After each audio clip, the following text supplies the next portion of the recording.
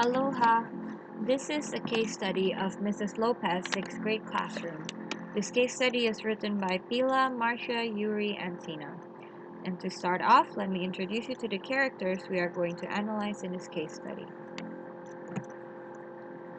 The main character of this case study is the teacher. She is Mrs. Lopez. She's 26 years old, and this is her first time teaching 6th grade level in Kahuku Elementary School. She's replacing a teacher who has taken a leave of absence in the middle of the semester. Next, we have the students.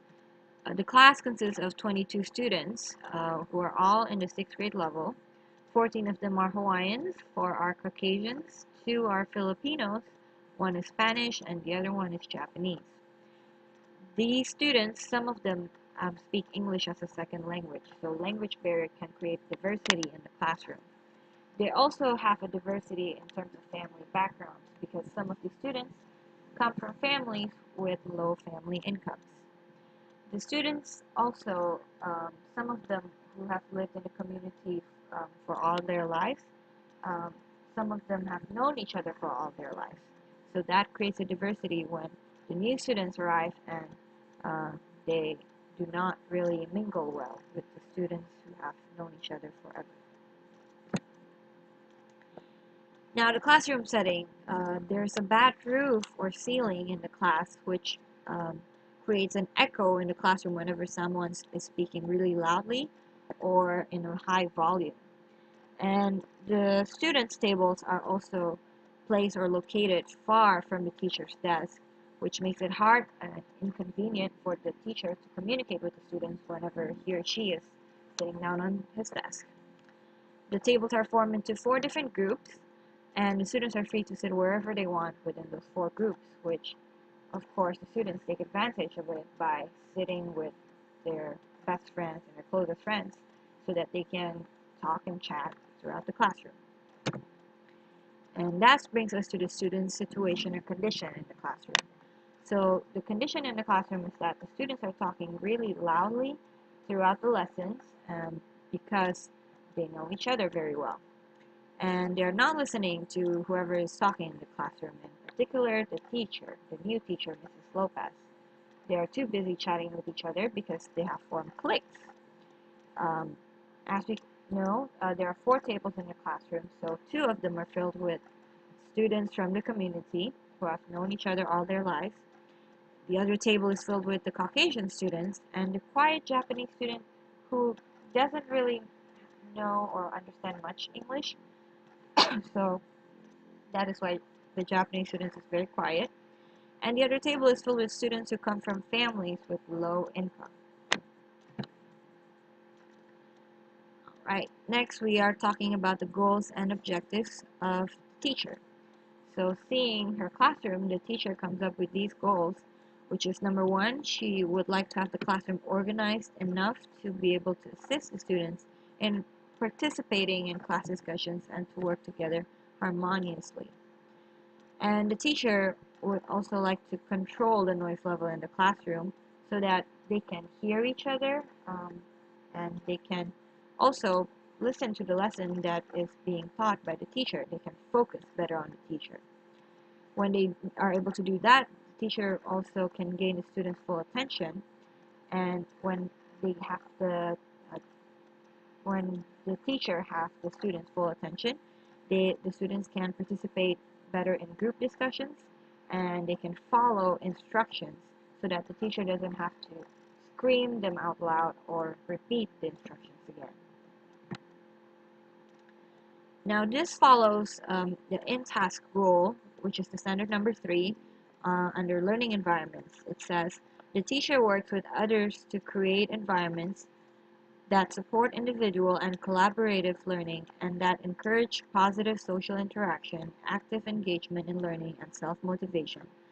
Under Section B, we learn that the teacher manages the learning environment to actively and equitably engage learners by organizing, allocating, and coordinating the resources of time, space, and learners' attention. So what is the story? So the story is Mrs. Lopez is the new teacher. She is replacing Mr. Marshall in Kahoku Elementary School in the middle of the school year because Mr. Marshall had to take a leave of absence due to health purposes. On her first day of school, she comes into the classroom and asks the students to introduce themselves to her one by one. She has this whole activity that she has set up and planned, but after the first 5 minutes of the activity, the students started to chat with one another and not listening to us talking or introducing themselves at the time because they feel like they've known each other already. And they started to chat and create loud noises, and Mrs. Lopez has to keep reminding the students to pay attention and call their names.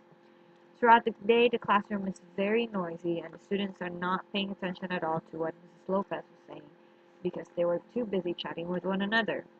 Mrs. Lopez has to raise her voice so often to get the students' attention, and um, when that didn't work out, she decided to reorganize the group seating arrangements.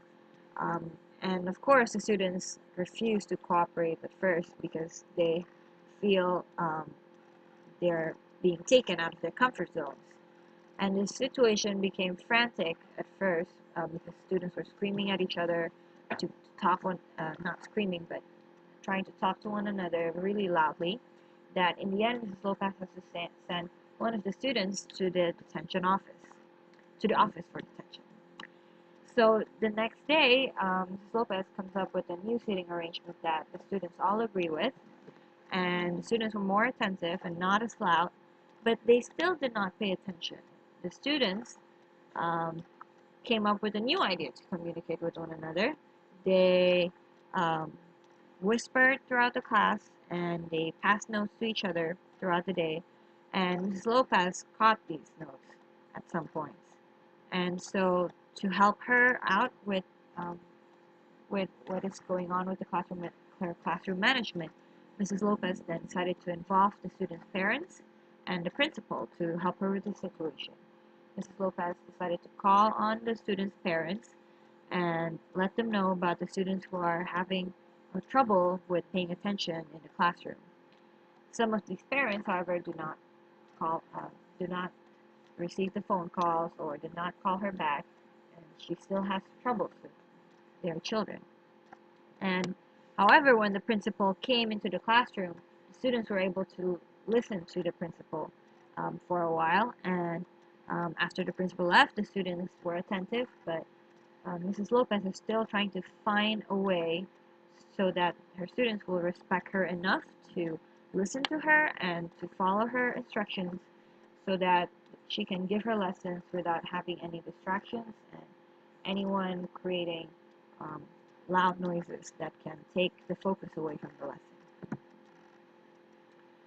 So yeah, these are some of the responses that we've talked about as well. So because of her situation, of course, Mrs. Lopez's initial response is to increase the volume of her voice every time the students are not paying attention. She then reorganized the seating arrangements. It took her a long time to prepare lessons as well because she has to calm the students down first, and and then she has to prepare materials and other stuff, and then she sent one of the students to the office for detention when everything else didn't work out, and she called on some of the students' parents to help um, to help her with letting the children know to focus better in the classroom. She also has provided engaging and interesting group activities with the hope that she can gain students' attention better. And she seeks the principal for help when all else fails. So these are some of the appendixes. Appendix A this is the detention notice when she sent Martin, who is the name of the student, who she sent to the office for detention because Martin apparently disobeyed the students the instructions given by Mrs. Lopez here, and this is his detention notice. In Appendix B, as you can see, this is one of the notes that Mrs. Lopez confiscated from the students when they were passing out notes to each other in the classroom. Our Appendix C is this teacher Mrs. Lopez's reflection at the end of the day. So she, at the end of the day, Mrs. Lopez write down her reflection so that she can assist what has happened in the classroom and find a solution to her situation and to her problems that she faces. So place yourself in the teacher's shoes. Place yourself in Mrs. Lopez's shoes. What would you do to help Mrs. Lopez? What would you do if you were her? And this is our case study, and hopefully you'll be able to analyze this case study and find out what ways and other alternatives that Mrs. Lopez can do in order for her to have better classroom management. Thank you, and have a good day.